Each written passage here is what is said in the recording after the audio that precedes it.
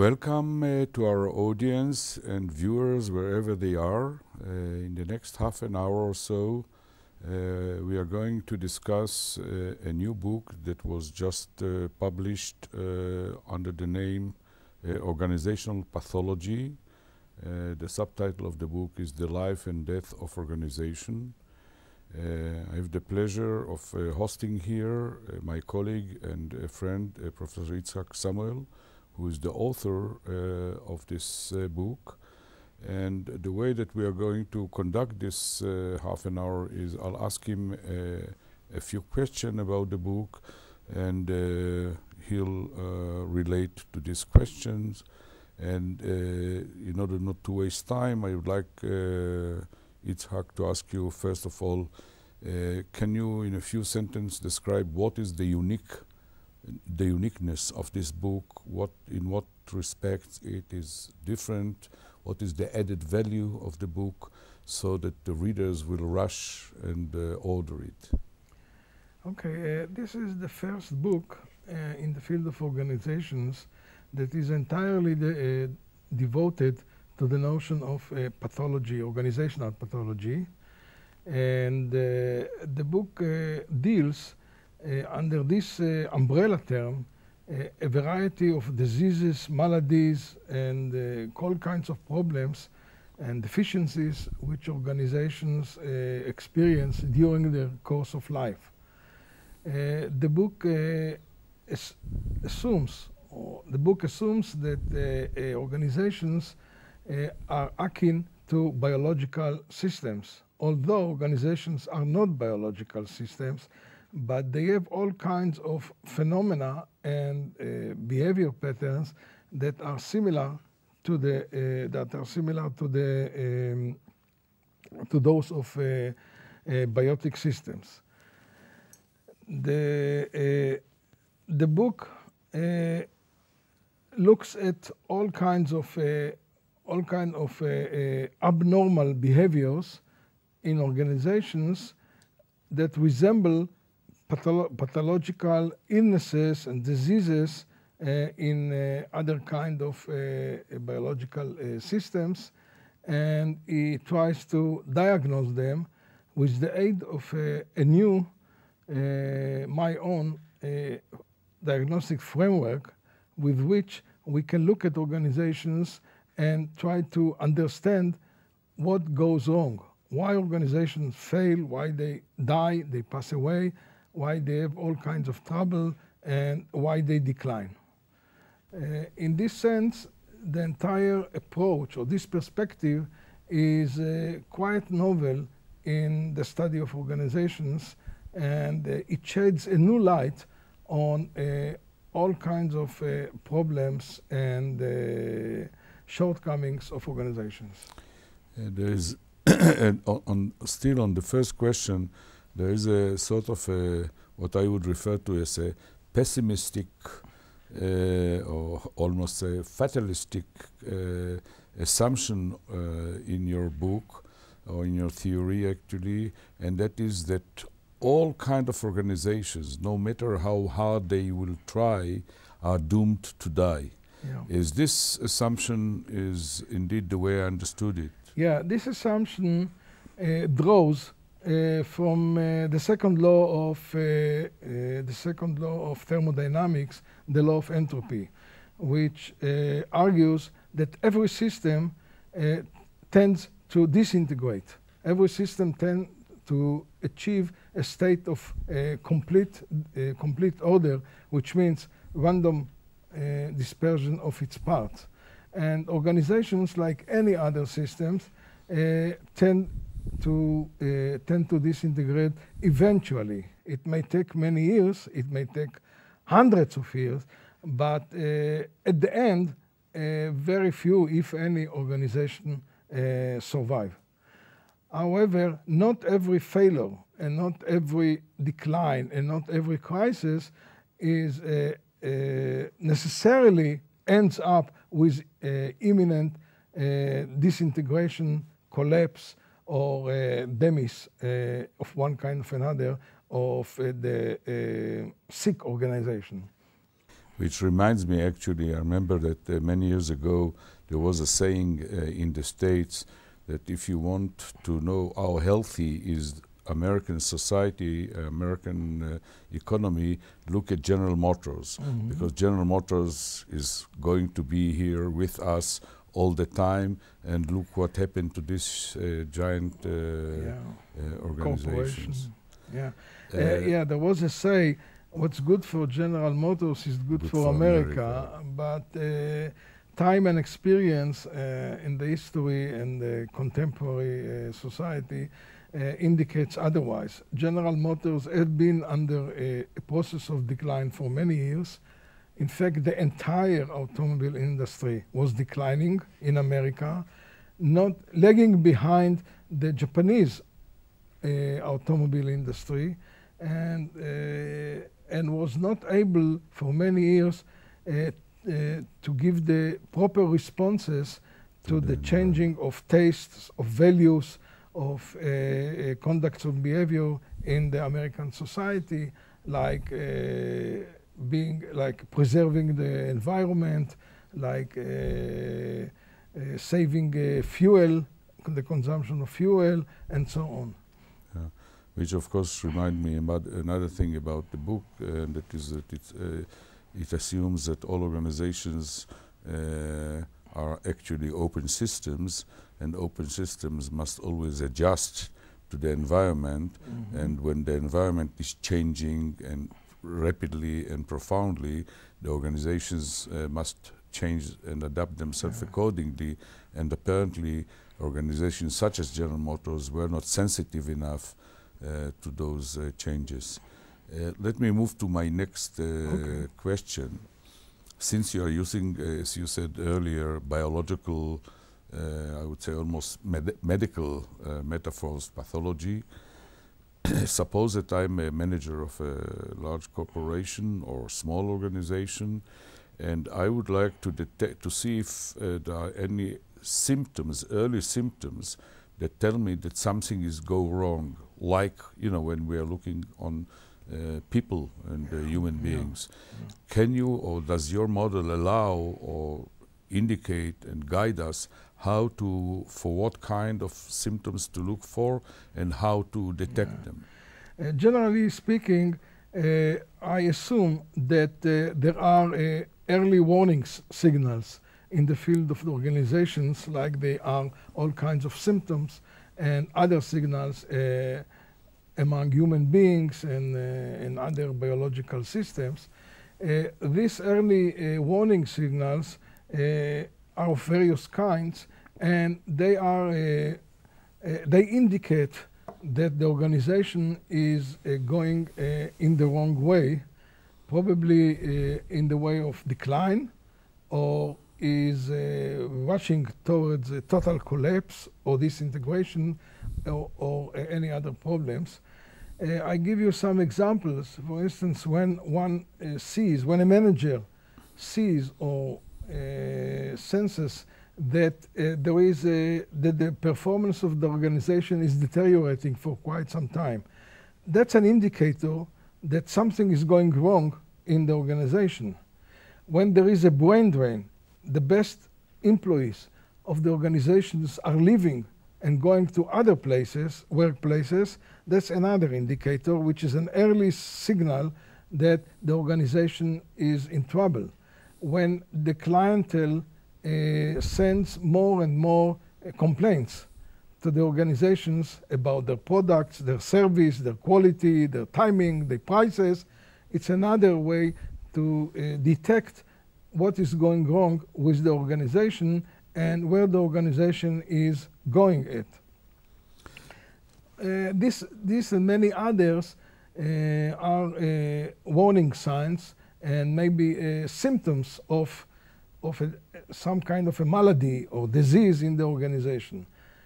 They are detectable, and they can help managers as well as scholars, but primarily practitioners, managers, consultants, and so on, to detect such warnings. However, the likelihood of doing so is quite rather low.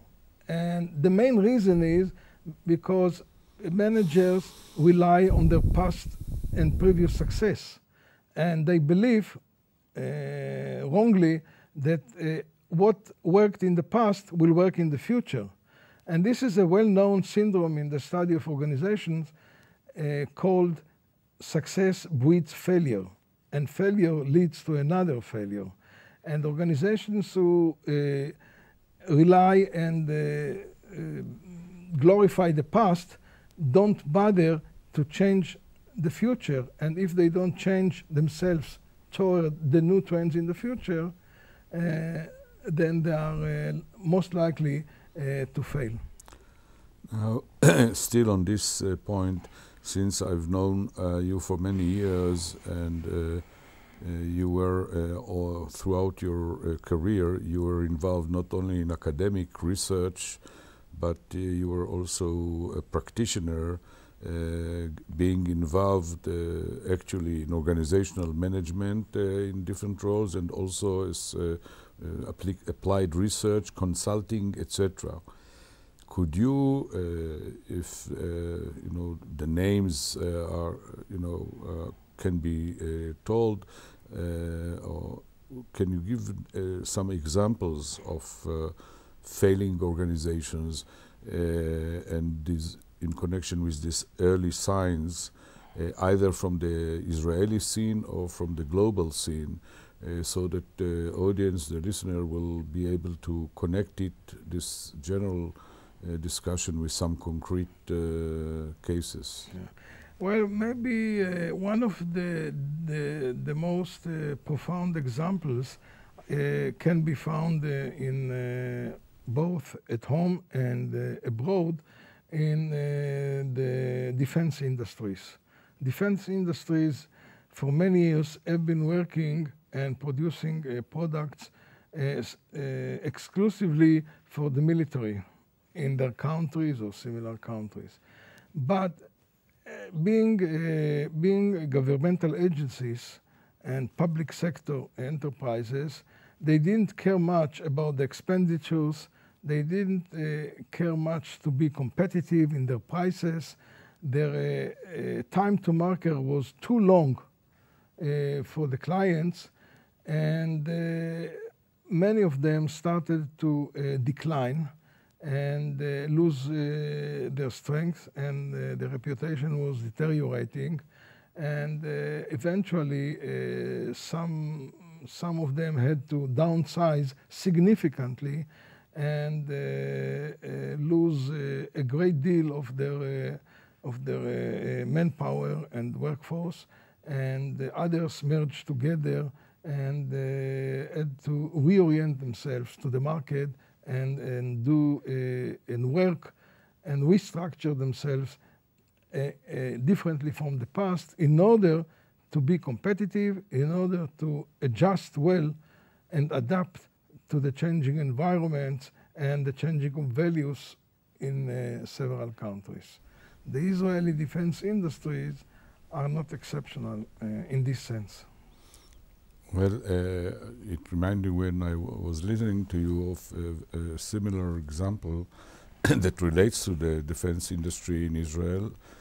Although the organization itself was not part of the government, and I'll be very explicit about the name of this organization, Tadiran, that many years ago, I'm talking about 30 years or so, Tadiran, most of its contracts were with government agencies, mostly security and others. And I once talked with the head of manpower division in Tadiran, because there was some idea of how to make their work, their productivity more efficient. And he told me, I don't need to be worried about how efficient we are, because we are working on the basis of cost plus. And the only thing that determines how profitable we are is what is the size of the plus, and this goes through negotiations between my own people and the government people, rather than through productivity or efficiency or whatever. So this shows you that this phenomena... And evidently that specific organization declined and was shrinking and lost a great deal of its clientele and general market. Right. No, so that's why I remember this example. Let me now move to a different question. Your book deals with organization as such. Nevertheless, we are aware that there are different types of organizations, and one of the classical distinctions that has been and still made, and you yourself used this during this conversation in passing, is the distinction between public and private sectors. Mm-hmm. Now, are the principles that you discuss in your book, the processes, and of course the pathologies, are they the same? I mean, is it the same type of operation, or can you single out some differences? Yeah. As a rule, all organizations are most likely to encounter one pathology or another. They are going to experience various kinds of maladies and problems and all kinds of deficiencies.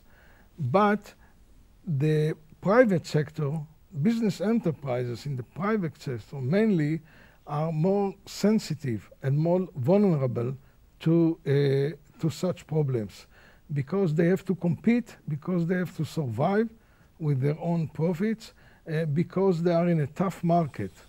And there are no excuses and no discounts and no compromises. So what happens is that many business organizations are sensitive to the changes in the market, the clientele change in taste, in values, in preferences, in conducts of behavior, in consumption patterns, and so on. And they cannot afford to suffer all kinds of pathologies which cause them to lag behind their competitors. They cannot employ excessive labor force. They cannot expend their money without very careful consideration of cost effectiveness and these kind of things. So they are really more sensitive to the problems coming from outside, from the external environment, like random shocks, such as the last economic crisis, such as natural disasters, such as political upheavals, such as change of values, and so on. On the other hand, all kinds of institutions within the public sector, they are less sensitive to the market and to their clients and to the other side consumer of their services.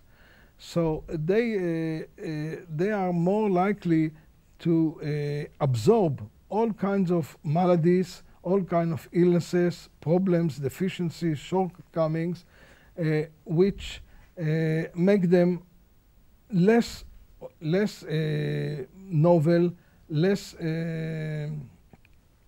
viable. Hmm? Viable. Less viable, and so on. And consequently, their structure is more outmoded.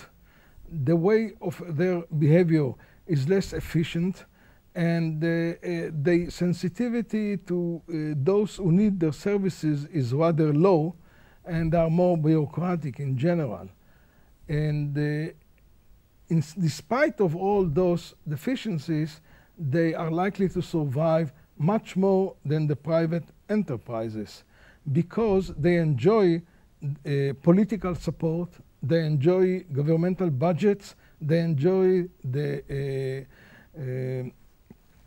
help and of various interest groups, and they have all kinds of safeguards like tenure and so on that helps them to survive despite all their deficiencies. In fact, what they become permanently failing organizations which survive nevertheless. Because somebody is pouring It's pouring money, it's pouring support, support, everything etc. to them. Yeah, of course, this leads to another interesting question that we won't be able to deal with it now because it's almost like a Pandora box. That is, from your from this analysis, it would mean that really the idea of privatizing as much as possible government offices is an ideal or is a much better solution. But on the other hand, we know that there are also maladies that go along with privatization. But I think that we are not, we don't have enough time to go into this, because I still would like, and we still have a few minutes, to go to the last question, which is, I think, the most difficult to answer. Sorry. And the question is this: you know, you're talking about organizations, and usually people, when they think about organization, whether it's in the private sectors, it's industry, electronic companies, banking, universities, etc., whether in the private or the public sector.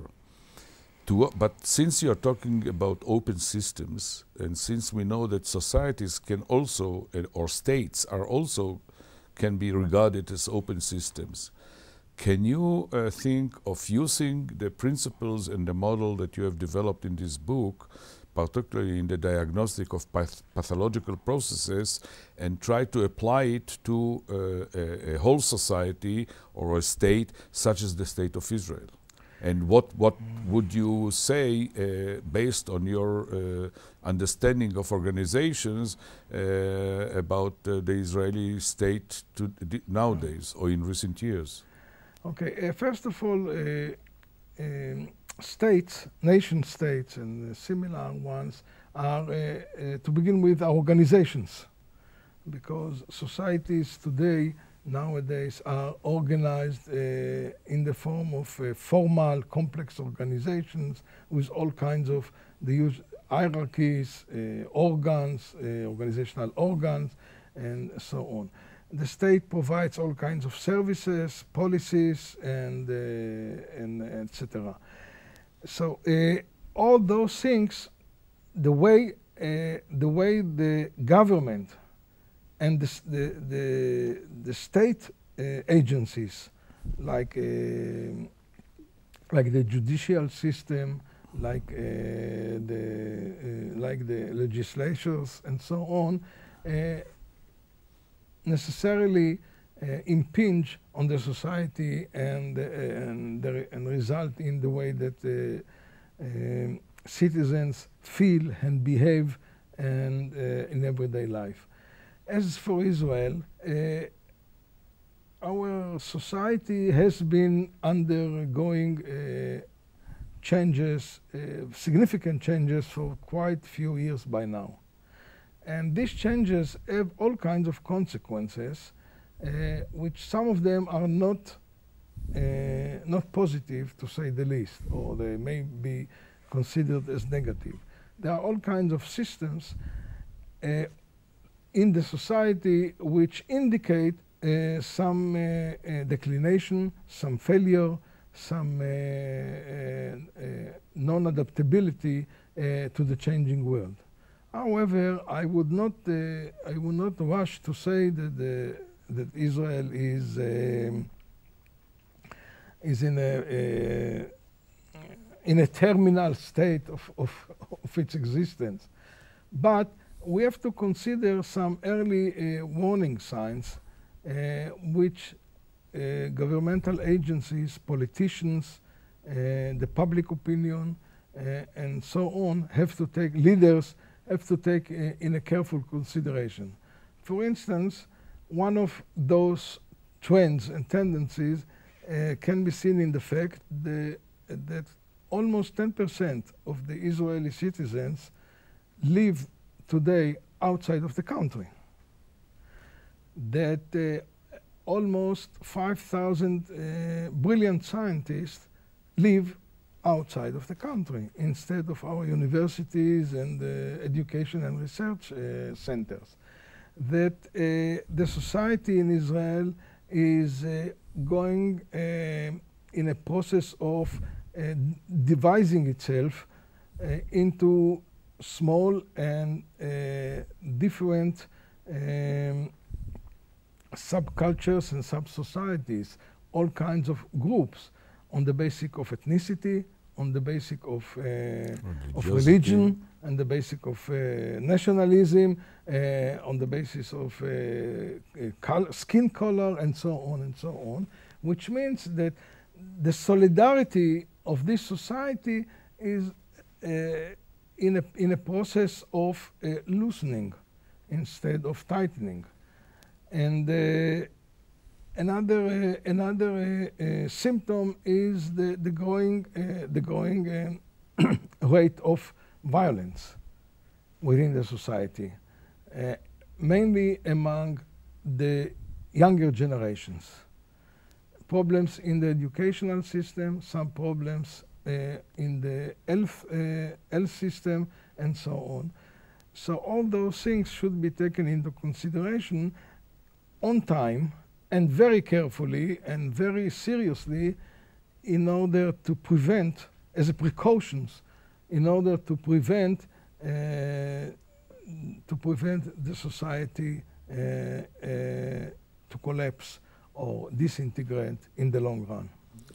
Do you see, for example, and you made a reference to the educational system, like a good manager who, when he sees such a symptom, makes sure that the future of his organization, if he doesn't invest in the human aspect, the human quality of his workers of all sorts, and he cannot always rely on import of workers, and the Israeli society have often relied on this. For example, the immigration from the former Soviet Union contributed a huge amount of human capital to Israel.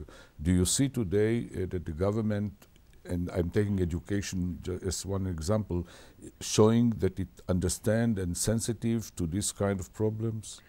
As far as I can see, at least from what the politicians say, and the kind of budget allocations, they take seriously the education system, mainly the low grade of education, elementary school and high school, less the academic education, the high education.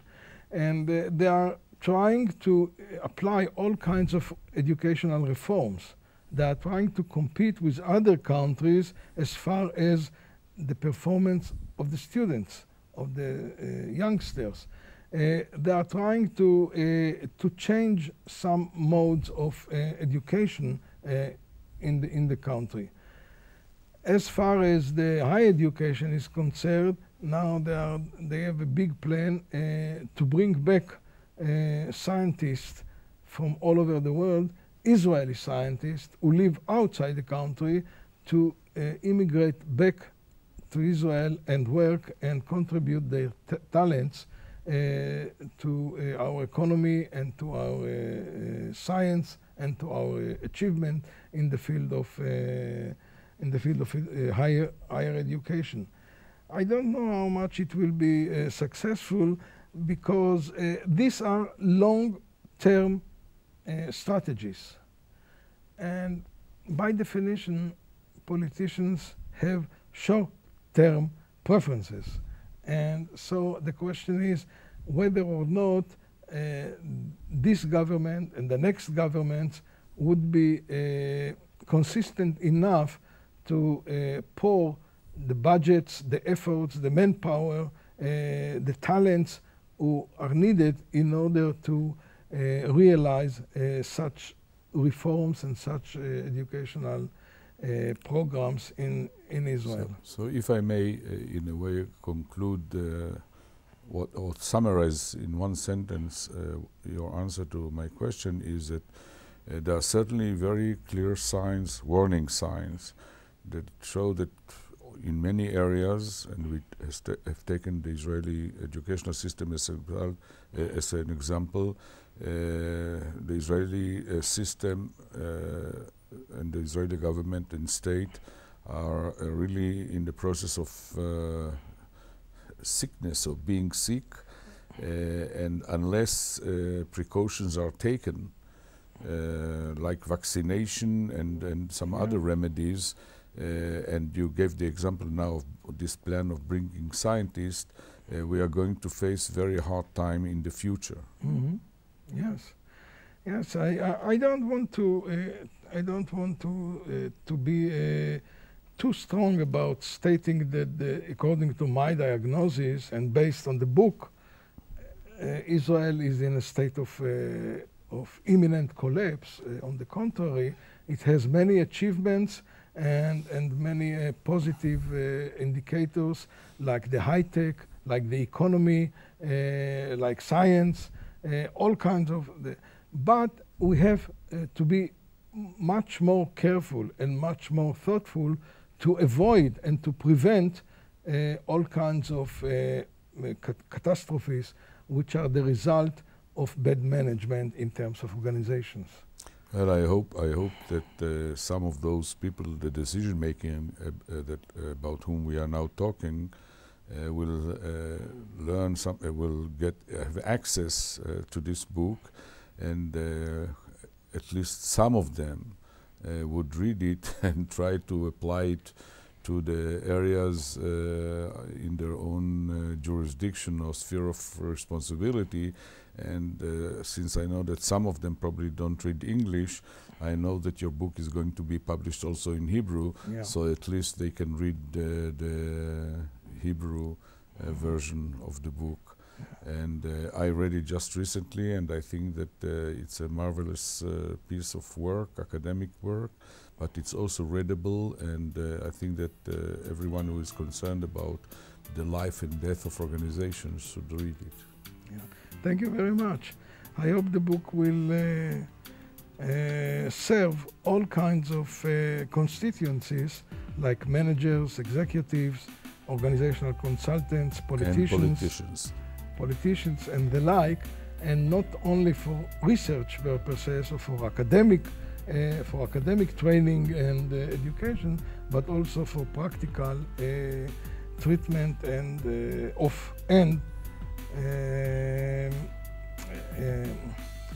of all kinds of social maladies and economic problems in the state of Israel. Thank you. Okay. Thank you, and I hope that our audience enjoy this half an hour or so.